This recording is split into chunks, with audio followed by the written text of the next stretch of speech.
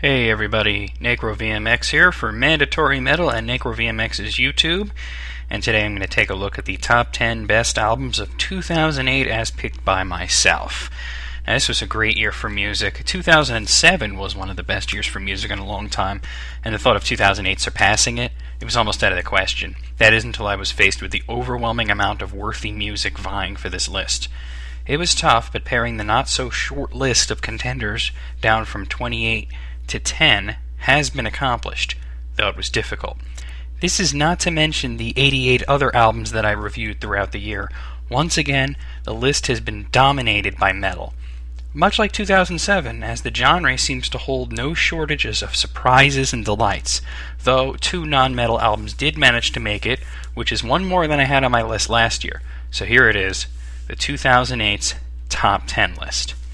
At number 10 is Swallow the Sun, Plague of Butterflies. Death metal bands really do have their work cut out for them. They all face 2 important dilemmas. First, how to get critical attention while playing a genre that is often ignored, misunderstood, or simply dismissed. Secondly, how to stand out in a genre plagued by sound-likes and dull attempts, while still maintaining their identity as a death metal band. Swallow the Sun seems to have found their groove, mixing standard death metal fare with doom metal, but also adding in an epic scope and cinematics that simply make them a delight to listen to. Between their crisp sounds, excellent production, and epic scale storytelling, Swallow the Sun's latest is an absolutely amazing album.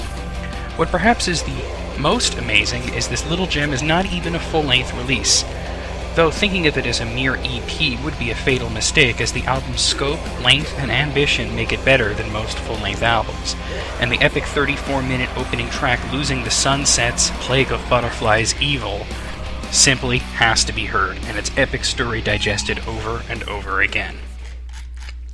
At number 9, I have Opeth Watershed. With a band like Opeth, even such a polarizing, controversial album such as Watershed has a good shot at the list. Though 2008 marks the first time that an Opeth album has been released that didn't crack my top 5 list, it's not because the album is lacking, it's because of the stiff competition. Back in 2003, Opeth released the second part of a 2-part musical experimentation called Damnation, which completely ditched their death metal and black metal roots and plunged deeply into progressive rock with a mellow, haunting 1970s style sound punctuated by mellotron and intricate songwriting the band was known for. The issue is, although Damnation was an amazing album, it was quite honestly only part of a larger package that included their brutal release Deliverance, which was the better half, being more balanced and just overall better. Watershed, however, is the album Damnation should have been. They embrace the 1970s progressive rock aesthetic, but the band incorporates their own trademark sound. Rather than limiting themselves to certain sound, they do a little bit of everything, which is what the band does best. Watershed may also be their most offbeat and strangest album, with guest female vocals on the song Coil, the complexity going way off the scale with Hessian Peel, and snippets that are either purposely off-key, use time signatures that are strange even for a band with jazz influences, or they take more than a few listens to fully digest. The beauty of it all, however, is that in none of this do the band lose their identity. As strange as it may be, Watershed is still Opeth. And number 8 is Bloodbath, The Whack-In' Carnage. To say that it's been more than an excellent year for death metal would be a gross understatement. Bloodbath, a band originally started as a non-serious side project, may have grown too big at this point to properly be called a side project at all. This year gave us the announcement that the original Bloodbath lineup would reunite, play live for the first time, and maybe even release something. The band went way past just living up to that and gave us 3 releases. An EP came out earlier in the year, followed by a live album, and then eventually a new full-length. It's with surprise and glee that I present to you The Whack-In' Carnage, which is the live album. For a live album to succeed, there have to be several points. The band have to be at a particularly good night, there has to be a good selection of songs, and the sound has to be professional while still sounding live. Bloodbath hits this trifecta with the album, and their first live effort, which believe it or not came from their first ever show. For a band to release a live album from their first gig, it takes balls, and for it to show up on this list, well, that means it paid off. The Whack-In' Carnage seems almost like the band asked me personally what songs they should play, as they run through all of my favorites with the high intensity and energy level needed to play death metal, while Ackerfeld, making his second appearance on this list, giving excellent chatter to the crowd, flexing his frontman muscles. The album also comes with a free DVD, something that is always a plus, especially when it's done so well. For fans of death metal, you can't go wrong at all. At number 7 is Rush, Snakes and Arrows Live. Well, first I put 3 death metal albums in a row, and now 2 live albums in a row. Well, it's not too much of a surprise that Snakes and Arrows Live would appear. It's only fitting when the album Snakes and Arrows appeared in last year's list at number 2.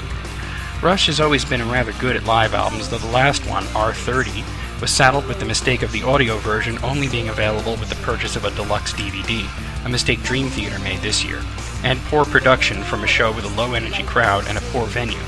None of this is the case with Snakes and Arrows Live, however. This may just very well be the best Rush live album. Of course, if somebody wanted to take a live representation of their body of work, I'd tell them to get Rush in Rio, as it was a 3-disc set that had representation from almost all of their albums except for one. However, Snakes and Arrows Live focuses rightfully so on the newer material, because let's face it, you've heard the old material already, and, on all their other live albums. Of course, this also means that you'll have to mix older songs in with Snakes and Arrows stuff, and Rush thankfully gives us obscure classics such as Circumstances and Witch Hunt, mingled in with new favorites such as Armor and Sword and The Way the Wind Blows. And of course there's the prerequisite Neil Peart solo, this time encapsulated within one of their newest instrumentals, Malignant Narcissism. I wasn't wrong in praising the new album, and Rush seems to feel the same way, as 9 out of the 13 make appearances here. Daring, fresh, and exciting, Rush outdid themselves. Again. And number 6 is Asia, Phoenix. An important quality is being able to admit when you're wrong. Never has that quality been more lacking than on the internet. But here I am, ready to do so. I was wrong about Asia. I never gave them a chance. I thought they were, gay. And though I admit that Heat of the Movement is catchy and a decent pop song, I always thought the band was a failed side project and a mess of wasted talent. Well, I was wrong. I should have been listening, and I'm ready to make amends, and here they are on my list. I don't know what made me give this one a try, other than my desire to have as many albums as possible in the year, over 100 albums that I reviewed. But my shock and awe at how good it was only matched by my shame at being such a knob in the past about these guys. What the hell was I thinking? Asia either has always been good and I've been an idiot, or they suddenly got good. And I don't think it's that, because bands don't suck for years and then spontaneously released one of the best albums of the year. Sure, there are the requisite ballads, but there's much more to the album than that, and any fan of progressive music should take note of such anthems as Sleeping Giant, No Way Back, and Parallel Worlds, Vortex Dia.